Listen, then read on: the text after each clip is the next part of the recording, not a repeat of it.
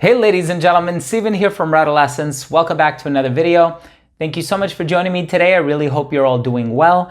We have the brand new Christian Dior Sauvage Elixir. This fragrance just came out this year in 2021. I'm gonna be letting you know what I think about it. I had done a first impression video on it. I'm gonna leave a card to that up here. But in today's video, I'm gonna give you my comprehensive thoughts after having spent quite a bit of time with it. So make sure to stay tuned.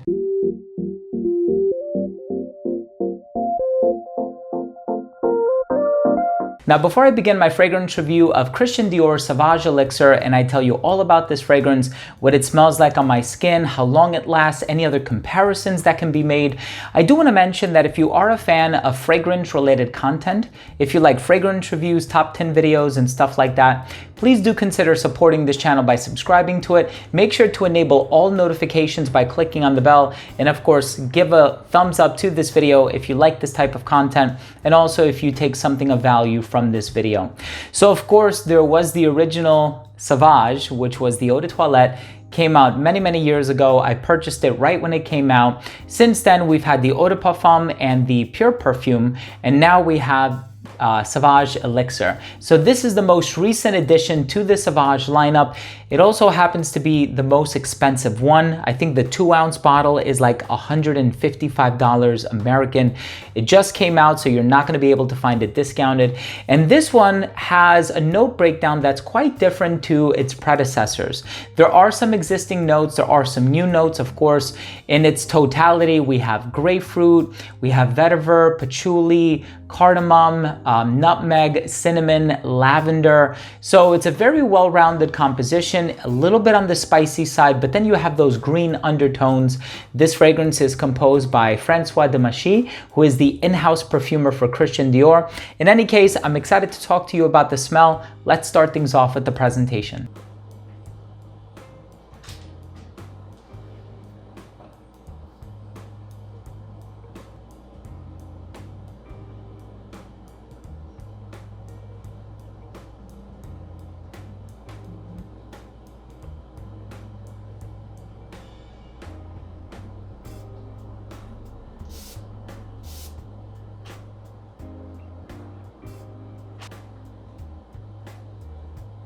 So right in the opening of this fragrance, you are going to notice that this is a completely different fragrance from other Sauvage iterations on the market, especially if you're trying to make a comparison to the eau de toilette. You know, that fragrance has this bright bergamot, peppery and Ambroxan kind of an opening. You're gonna get something quite different with this one. As a matter of fact, it opens up a little fresh. It has a grapefruit in the opening. It's not overly tart or sour or anything like that. As a matter of fact, it's actually missing a lot of those characteristic idiosyncrasies that grapefruit has, in place of kind of a generic citrusy opening, which is also very nice. However, it is a little bit on the nondescript side, but then it quickly transitions into this spicy and lavender heart. So in the note breakdown, you have nutmeg, you have cinnamon, you also have a little bit of cardamom and also a licorice note, believe it or not. The more I smell it and the more I spend time with it, I actually do start to pick up on that licorice star anise kind of a vibe, but I feel like there is enough of that nutmeg in here as well that kind of creates this smoothness. And nutmeg, believe it or not, is used in a lot of aquatic and fresh fragrances, which leads me even further into believing that it has more of a strong presence in this than many people would suspect. And so I do pick up on the nutmeg. I do get a little bit of that licorice in the background, which is kind of quirky and kind of sets this fragrance up to travel in a different direction from what I initially expected. But then of course it becomes quite green.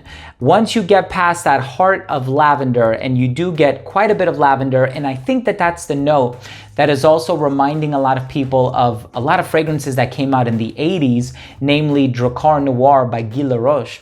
I think in the base, you're gonna get those green notes, the patchouli, the vetiver, the woods, the ambery tones. It has a vanillic overtone. It's a little coumarinic as well, so you are going to get that cinnamon tonka bean vibe in the base as well. And it's quite warm. Now, I would say in the dry down, that's when the strongest comparison can be made to any other Sauvage fragrance. And if I had to compare it to any other Sauvage, I would compare it to the Pure Perfume or the Parfum version of Sauvage. That one is deep, warm, ambery, resinous. That is inevitably the heaviest one of the trilogy prior to the introduction of the Elixir flanker. And now this one is the darkest but also spiciest iteration of the bunch. So whereas in the past they kept getting darker and more ambery and more woodsy and more balsamic, here it's spicy, right? So you have this melange of spices, 4 in total as far as what's revealed in the note breakdown.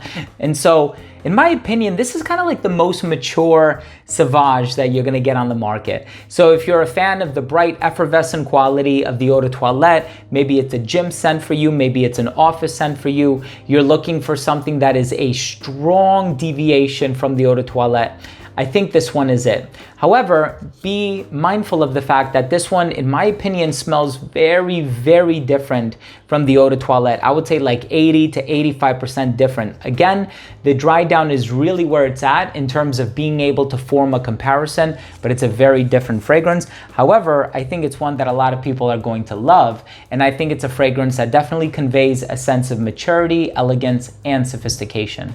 Let's go ahead and finish things off with my overall assessment. So first up, in terms of the uniqueness and the overall smell, this is a unique scent, albeit it does remind a lot of people of fragrances that came out in the 80s, perhaps even the late 70s. I know Drakkar Noir is just one of those comparisons. However, this one does stand out. I have done a side-by-side, believe it or not. And at the end of the day, it is a unique fragrance. And I think it's the type of DNA that will be enjoyed significantly more by gentlemen who are a little bit older. Of course, we're not talking about, you know, in their 80s and 90s. We're talking about people who probably grew up in the 80s and are familiar with that genre of perfumes and now want to wear something akin to that so as to convey that same sense of refinement and gentlemanly qualities. In terms of the longevity, I got 8 hours on my skin, 8 to 10 hours, so it's a really good performer. So I guess in that sense, the price might be a little bit worth it, although it is still on the steep side in my opinion for a designer brand. In terms of the projection, projected really well on my skin for the first 2 hours of application. As a matter of fact, for the first hour to hour and a half, it did radiate beyond an arm's length. It didn't start to get really quiet until about that 7-hour mark. In terms of the versatility, I think this one is going to work really well in the colder weather. I probably just wouldn't wear it in the hotter weather on like a really, really hot day. I think it might be overkill, especially with the amber and all of the spices. I think that this one does lean a little bit masculine and it is marketed for men. However, if you are a confident woman and you like the way that this smells, by all means, please wear what you love. These are just recommendations. You don't have to take them at face value all the time. And also, I think that this one would work really well for somebody who's a bit older as opposed to like a high school or early college student. In terms of the presentation, I actually do like the base that the bottle sits in and the top closing box. And I like the indentation on the front here, although I feel like the dent on the bottom is really, really deep and you're missing out on a lot of juice. But, you know, it kind of gives it the impression that you're getting more liquid than you actually are, and then when you realize that it has this really deep curvature on the bottom of the bottle, it could be a little deceptive. But in any case, I believe this is the 2-ounce size, and so as long as you're familiar with what 2 ounces should look like, I think you're going to be totally fine. My final verdict on this fragrance is I like this one. It's going to be a big change from the other Sauvage fragrances. Of course, Sauvage is one of the best-selling designer fragrances of all time, if not currently the best-selling designer fragrance. And that, of course, pays credence to the fact that they have released so many flankers. And so Dior Sauvage Elixir, I think, is a great fragrance. I think I still prefer the eau de toilette. I really like the eau de toilette, very versatile.